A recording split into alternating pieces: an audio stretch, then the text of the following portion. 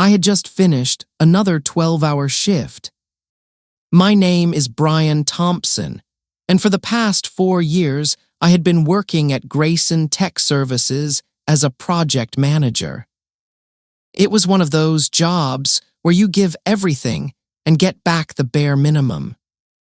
I was always the first one in and the last one out. My coworkers called me dependable, but deep down I knew they meant I was too afraid to say no. My boss, Larry Jackson, was the kind of man who smiled at you in meetings, but cut your hours behind closed doors. He ran the office like a silent dictator.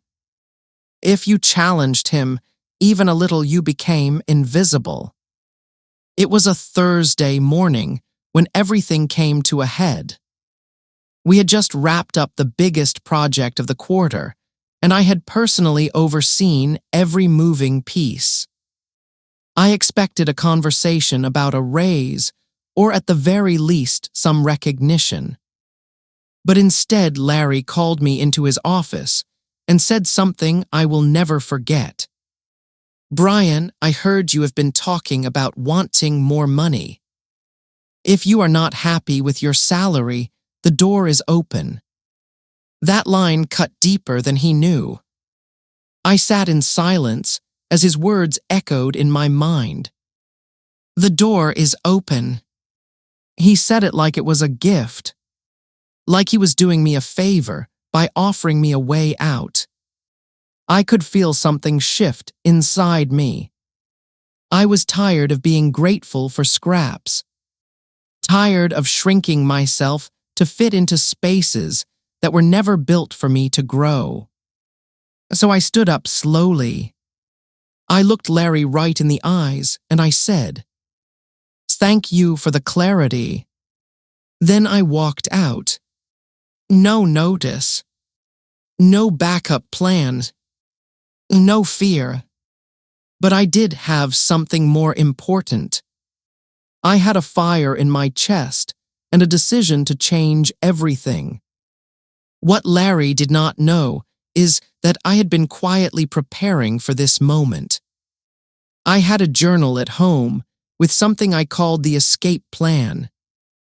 It was a series of steps I had written down during late nights when I could not sleep. Ideas, skills, connections, resources, everything I needed to build a business of my own. That walk out of the office was not a breakdown. It was a breakthrough. As I walked past my coworkers, some of them gave me a small nod. They knew. They had been feeling it too. That silent weight of being stuck. I got in my car, sat behind the wheel, and just breathed. For the first time in a long time, I was not owned by a paycheck.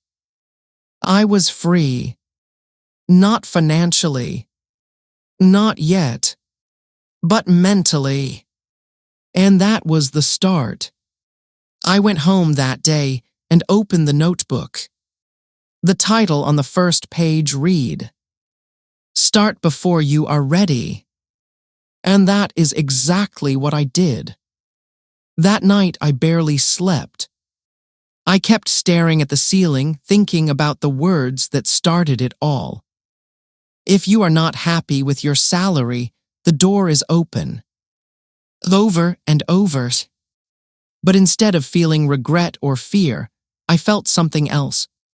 Clarity. Purpose. I pulled out that old notebook from under my bed. The cover was worn and the edges were bent. Inside were pages filled with my thoughts from years ago. Some pages were just scribbles. Others were detailed outlines. But every single one had one thing in common. They were all written by a version of me that knew this day would come.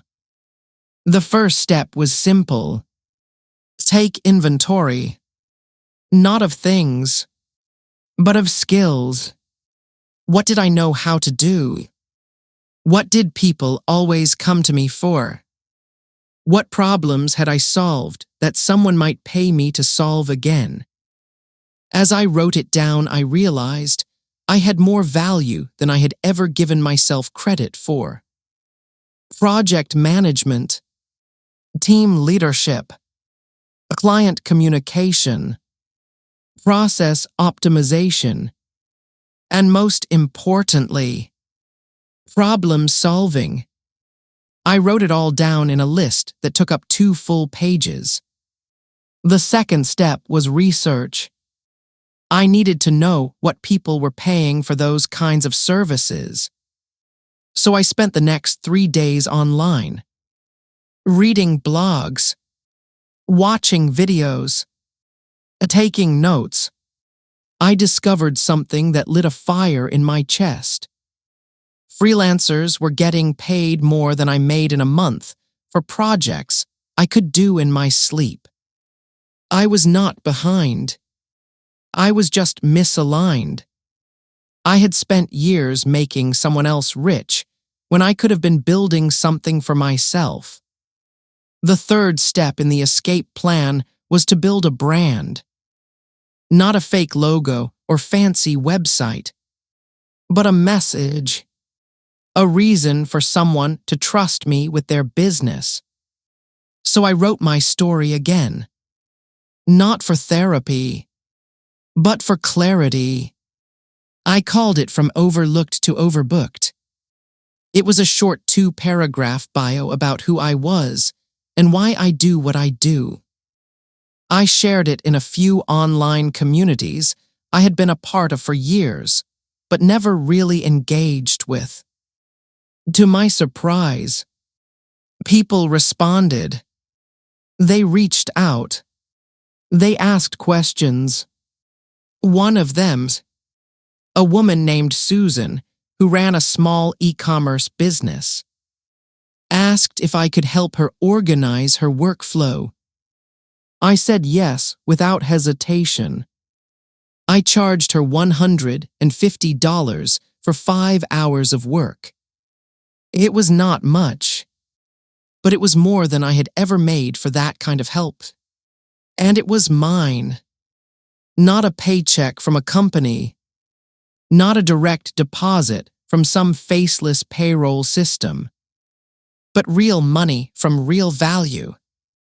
Something changed after that. I realized the escape plan was not just theory anymore. It was working. Step by step. Idea by idea. It was becoming real. And I was just getting started. By the next morning, I had already started mapping out what I would do differently with my next client. Working with Susan gave me more than just a little cash. It gave me proof. Proof that I could create value. That I was not just a cog in a corporate wheel. I had something real to offer. The way Susan reacted after I streamlined her workflow blew me away. She sent me a message the next day that said, "Brian, I finally feel like I can breathe again." That one sentence hit me harder than any compliment I ever got in that office. It was not just about money anymore. It was about meaning. I was not chasing paychecks. I was chasing impact. So I went back to my notebook and added a new section at the top of the next page. The clients I helped. Under it, I wrote Susan. Next to her name, I wrote down what I did and the results it brought her. That list would grow over time. But that very first entry made it all real. My next step was scary. I had to put myself out there. Not just in small online groups, but in real communities where business owners actually spent money. I found a few entrepreneur forums and began posting. I shared short tips, lessons learned, I even shared the story of walking out on my job. But I did it without bitterness. I wrote with honesty and hope. People resonated with it. One guy named Tyler messaged me saying he had gone through something similar. He said he had walked out 6 months ago but still felt stuck. We got on a call, and after 30 minutes I realized something. Tyler was not lazy. He was lost. So I helped him set up a simple structure to manage his leads and track his time. 2 days later, he called back. "Brian, that saved my week, man. You have no idea." That was when I knew this was not a side hustle.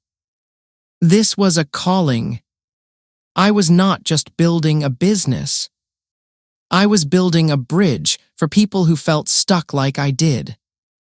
Every day I woke up with energy I had never felt before.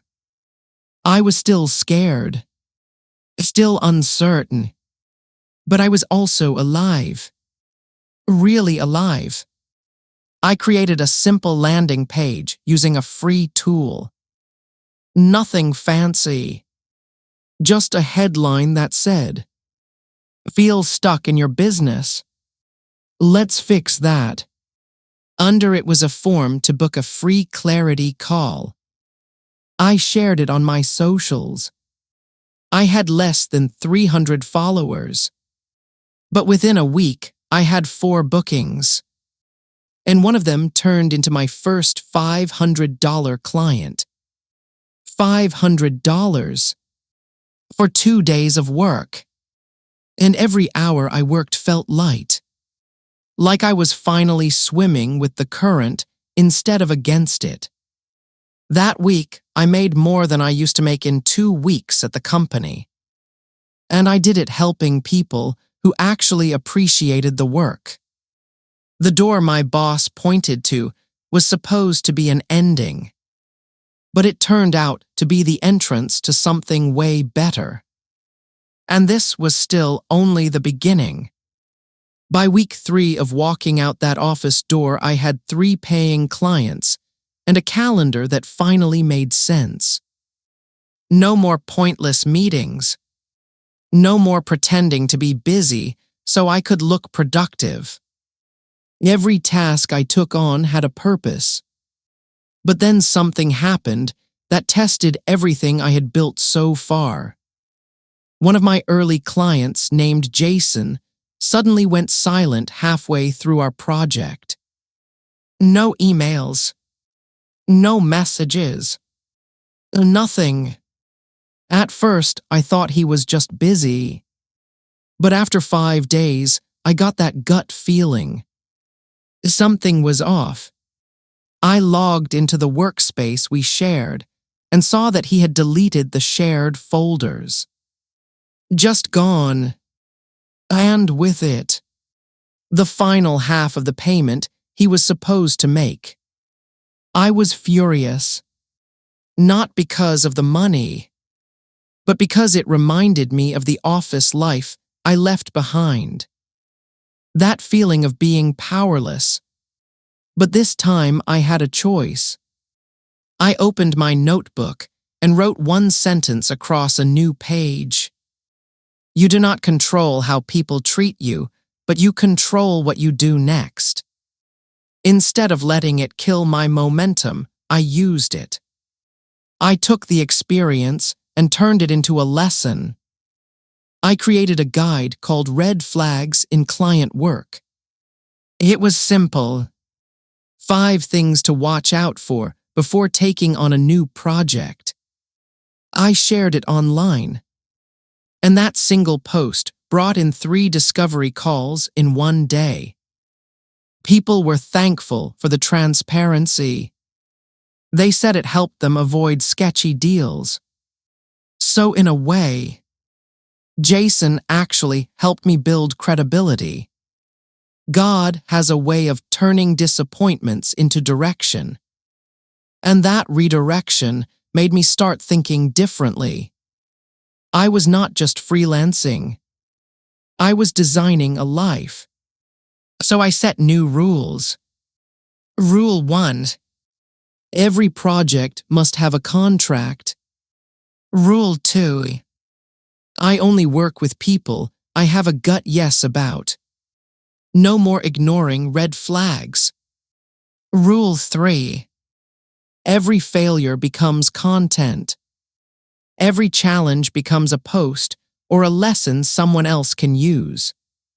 With those rules in place, I felt more secure and more empowered. But I knew if I wanted to grow this thing into something sustainable, I needed systems. So I created a 3-step client flow. 1. Discovery call. 2. Proposal and scope. 3. Kickoff with payment up front. A simple, clear, respectful. It made things smoother for me. And it showed clients I was serious. I even had one Oman named Rachel say, "Brian, your process made me feel so safe. I wish every freelancer did it this way." That one comment reminded me, people are not just buying your skill. They are buying your structure. They are buying how you make them feel during the process. And the way I made them feel came from the way I felt. I felt in control for the first time in years. And that made all the difference. Something strange started happening. Old coworkers began reaching out. Some were just curious. Others asked if I was doing okay. And a few even said they wished they had done what I did. One message stood out. It was from my former teammate Josh. Josh was the quiet type. Never caused drama. Just did his job and went home. He messaged me late one night and said, "Brian, I have been following what you are building. And man, it looks like you are finally free.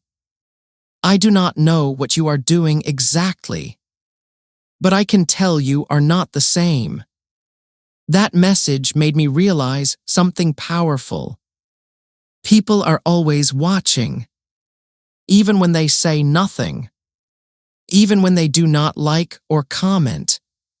They are watching how you move, how you carry yourself after the storm. And some of them are hoping you win, so they can believe it is possible for them too. That week, I decided to start documenting more of the process. I did not try to be an expert. I just told the truth. I posted screenshots of wins and lessons, shared client stories, shared behind the scenes of my systems. And slowly people started engaging. Not just with likes, but with real messages. How did you set up that onboarding form? How did you get your first client? How do you know what to charge? Each question turned into content. Each answer became a bridge for someone else. And the best part, I was not trying to be a guru. I was just being honest. The more I shared, the more people trusted me. One guy named Caleb messaged and said, "I have been stuck in analysis paralysis for months, but your posts gave me the push I needed." That hit me deep, because I had been Caleb just a few weeks earlier. And now I was someone's proof. Proof that taking a chance on yourself is worth it. But all of this came with a new kind of pressure. If I was going to keep growing, I needed to treat this like a real business. Not a side hustle. Not an escape plan. But a mission. So I blocked out an entire weekend and went full focus mode. I mapped out my offers, I outlined my client journey, and I created a Notion dashboard that tracked every single step from lead to delivery. It felt incredible, not because I had it all figured out, but because I was finally steering the ship, not just floating hoping I do not crash. That Monday, I got on a call with a potential client, a boutique agency owner named Heather. She said she found me through a post someone else had shared. I did not even know that post got traction. But there she was, ready to book. By the end of the call, she said the magic words, "Brian, you are exactly what we need." And just like that, I had my first $1,000 project. No negotiations. No hesitation. Just value meeting the right moment. After the call, I stood in my kitchen and just smiled. Not because of the money, but because I had built this with nothing but faith and follow through. And I knew this was just the start. As things started picking up, so did the pressure. And it was a new kind of pressure. Not from a boss, not from a deadline I didn't believe in. This pressure came from inside. It came from knowing people were counting on me now. Real people, with real businesses, with families, with dreams. One mistake could set someone back weeks. And that reality hit hard. It made me pause and ask myself, am I really built for this? Am I ready to carry that weight? But then I remembered something my dad used to say. Pressure makes diamonds. And I realized the reason I felt this pressure was because what I was doing actually mattered. Back in that office, no one cared if I disappeared for a day.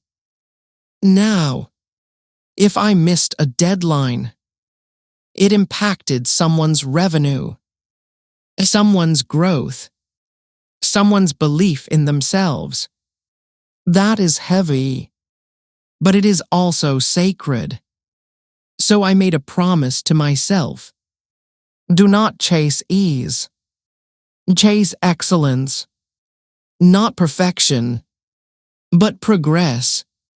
That meant creating buffers in my schedule, learning how to say no to the wrong projects, and yes to rest when I needed it. Burnout was not the goal. The impact was. So I built in a system for feedback. After every project, I asked the client one simple question. What is one thing I could have done better? Not just what did you love, but what could I improve? Some gave surface answers, but others gave gold. One client named Eric said, Brian, the only thing I'd improve is this. You do such great work, but you wait too long to ask for feedback. That hit. Because he was right. I would wait until the end instead of checking in mid-project. So I changed it. Added 2 mid-project check-in calls to every package. The result? Projects finished smoother. Clients felt more involved. And I got better. Faster. It was no longer just about doing the job. It was about creating an experience. That mindset took everything NG up a level, and the referrals started to roll in. People were not just hiring me. They were sending their friends, their partners, even their old bosses. One day I opened my inbox and saw a name I did not expect. Marcus. He was my former manager's manager. The guy who once said, "We do not pay for ideas here. We pay for results." He had no idea I was the guy who walked out after that door comment. His message was simple. "Hey Brian, saw your name come up in a few forums. We are looking to improve our onboarding experience. Would love to chat." I stared at that message for a full minute. I could not help but smile, because that was the moment I knew. This was bigger than revenge. This was redemption. God will put you in rooms you were once pushed out of, not to prove a point, but to prove a purpose. I took the call, and this time, I set the terms. So I got on the Zoom call with Marcus, the same Marcus who once overlooked every idea I shared in meetings. The same Marcus who never once said good job in all those months I worked under him. But now, the tone was different. He started with, "Brian, I have heard really strong things about your work. It seems like you've built something special." That line, it hit differently. Not because I needed validation, but because it reminded me of how far I had come. This was the man who once sat 3 levels above me, and now he was treating me like a peer. Because when you leave the system and build your own, the same people who doubted you eventually recognize the difference. So we talked for about 30 minutes. He explained the challenges they were facing. They had hired 2 consultants before me, but neither of them delivered what the team needed. I asked the right questions. I told him what I saw, and I laid out a basic roadmap. By the end of the call, he said, "This is exactly what we need. Can you send over your proposal?" Now, the old me, the office me, would have lowballed out of fear. But the new me, the version that walked out that office door, I knew my worth. So I sent the proposal with the full number I knew it deserved. $4,000. A clear scope, clear boundaries, and payment terms up front. The next morning, I woke up to a signed contract and a deposit notification in my inbox. I leaned back in my chair, closed my eyes, and whispered, "Thank you, Lord." Because that moment was not about money. It was about trust. I trusted myself enough to walk out that door. And now, someone who once sat on the other side of that door was trusting me with their business. That is what faith in action looks like. And from that moment on, I stopped playing small. No more imposter syndrome. No more shrinking to fit someone else's comfort zone. I started sharing my process more, hosting live workshops, teaching others how to go from paycheck to purpose. People showed up. They asked questions. They took notes. And they applied what they learned. The stories that came back were wild. One woman named Lisa left a toxic job and launched her own branding studio within 45 days. Another guy named Kevin turned his side hustle into a full-time income in 3 months. It was humbling, but it also confirmed something I knew deep down. Walking out was never just about me. It was about creating a blueprint, so others could find the courage to walk out too. Not out of pride, but out of purpose. Because sometimes, the door you walk out of is the door that opens your destiny. After that big win with Marcus, I realized something important. I could not keep this success to myself. If I wanted this to be more than just a job, it had to be a movement. So I started creating what I called the Freedom Blueprint. It was a simple but powerful step-by-step guide for anyone tired of feeling stuck, anyone ready to walk away from a job that no longer serves them. I broke it down into 4 parts. Part 1, get clear on what you want. Part 2, build a plan with small steps. Part 3, create systems that protect your time and energy. Part 4, share your journey to inspire and connect. I shared the Freedom Blueprint on my website, on social media, and in newsletters. The response was incredible. People started emailing me stories of how they were using the blueprint to take their first step. Some left corporate jobs. Others started side hustles. Some simply changed their mindset and started saying no to toxic demands. One woman named Hannah wrote to me. She said, "Brian, your blueprint gave me the courage to quit a job that was draining me. I am now starting a nonprofit to help women in my community." Her words hit me deep, because I remembered that feeling of hopelessness I had felt just months before. I also started hosting free workshops based on the blueprint.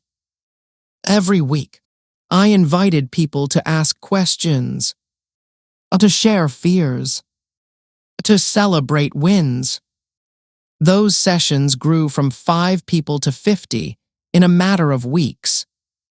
And every time I saw someone's face light up with hope, I knew I was on the right path. But it was not always easy. I had to deal with doubt from old friends, from family, even from myself. There were moments I wondered if I had made a mistake, if I should have stayed, if I could have just worked harder at that job. But then I would remember the door that was open for me to walk out. And I knew walking through that door was the best decision I ever made. Even with the Freedom Blueprint gaining traction, doubt found its way in. Late at night, when the world was quiet and the phone was silent, I would sometimes wonder, what if I fail? What if I am not good enough? What if this is all just luck? These thoughts were sneaky. They showed up disguised as caution. But deep down I knew they were just fear trying to keep me safe. One night I was scrolling through old emails and found a message from my mentor John. John had once told me, "Fear is a sign you are about to grow." So I decided to lean into that fear. Instead of running from it, I wrote down my doubts. I talked to God about them. And then I made a list of reasons why I could succeed. List of small wins so far. List of people rooting for me. That exercise shifted something inside. Because faith is not about having no fear. Faith is about moving forward despite fear. That night, I made a new decision. To trust the process, to trust myself, and to keep building, no matter what. Because the door that was open was not just a way out, it was a way forward. After deciding to trust the process, I found that fear was no longer my enemy. It became my fuel. Each doubt, each worry, each moment of uncertainty, I turned into energy. Energy to push harder. Energy to learn faster. Energy to serve better. I remembered the story of David and Goliath, how a young shepherd defeated a giant with faith and courage. That story was no longer just words. It was my reality. I began setting small goals each day. Not grand ones that felt impossible, but achievable steps, like reaching out to 3 potential clients or improving one part of my process. Each small victory built momentum, and momentum built confidence. People began noticing. My network started growing. Connections turned into collaborations. And slowly but surely, my vision was becoming real. There were still hard days. Days when I questioned everything. But every time, I reminded myself, God has a plan, and I was on the path. As my journey unfolded, I realized something important. No one builds success alone. Even Jesus had disciples around him. So I started building my own community. I created a private group for people following the Freedom Blueprint. It was a place where they could share wins, ask questions, encourage each other. The energy was incredible. People were lifting each other up, celebrating progress, and even pushing through setbacks together. One day, a member named Rachel shared she was stuck. She felt overwhelmed, ready to quit. The community rallied around her. Shared advice, shared prayers, and reminded her why she started. That moment was powerful because it showed me purpose grows stronger when shared. I also reached out to mentors and peers. I learned the value of asking for help and giving back, because success is not just about what you achieve, but who you bring along. The community became my safety net, my source of motivation, and my reminder that walking out of that door was never about walking away alone. Just when things seemed to be going great, the first big setback hit. I had landed a client I was really excited about. It was a big opportunity. But soon problems started popping up. Deadlines shifted. Expectations changed. Communication got harder. I found myself working late nights, trying to fix things. But the stress was real, and the pressure almost broke me. I wondered if I had bitten off more than I could chew. Was this what I was afraid of? Failure. But then I remembered something important. Failure is not the opposite of success. It is part of success. I reached out to my community, shared what I was going through, and their support helped me keep going. I also talked to my mentor John again. He reminded me to focus on solutions, not problems. So I adjusted my approach, set clearer boundaries with the client, and asked for help when needed. That experience taught me a valuable lesson. Success is not a straight line. It is messy. It has ups and downs, but every setback is a chance to learn and grow.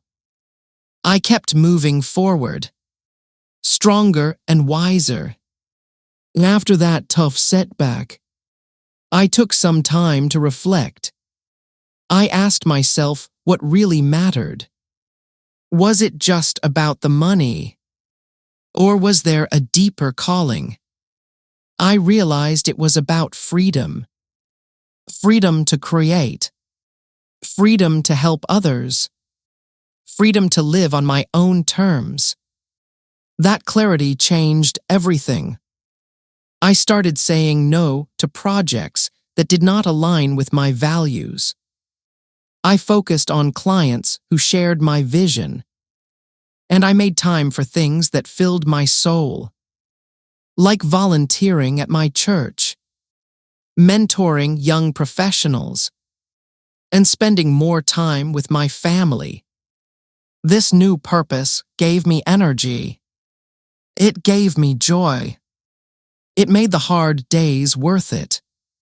And it reminded me why I walked out that door in the first place.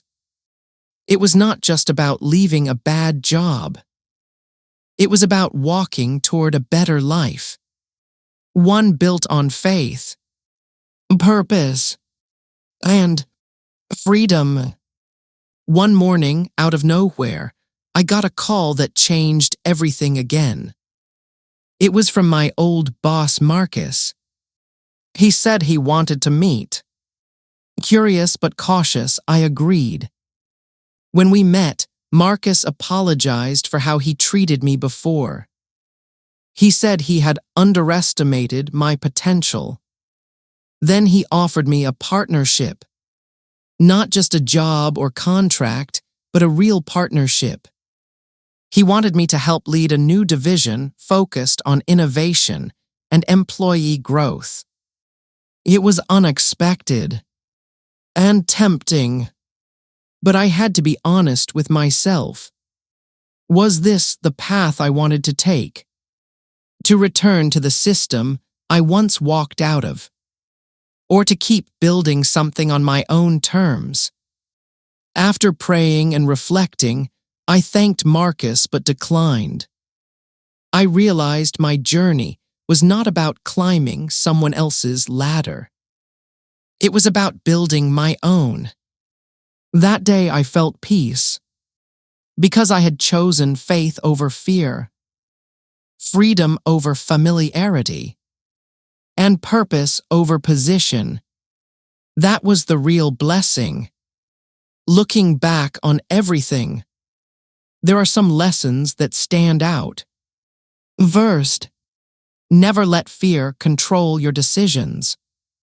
Fear will try to keep you small, but faith will push you forward. Second, trust your worth. Do not settle for less than you deserve, because God gave you gifts for a reason. Third, community matters. Surround yourself with people who lift you up, not those who pull you down. Fourth, setbacks are part of the process. They are not failures, but opportunities to learn. Fifth, purpose is your compass. When you are clear on why you are doing something, the how becomes easier. These lessons are not just for me. They are for anyone feeling stuck, anyone wondering if they should walk away, anyone searching for freedom and fulfillment. Because sometimes, the hardest step is just walking out that door. But it can be the step that changes everything.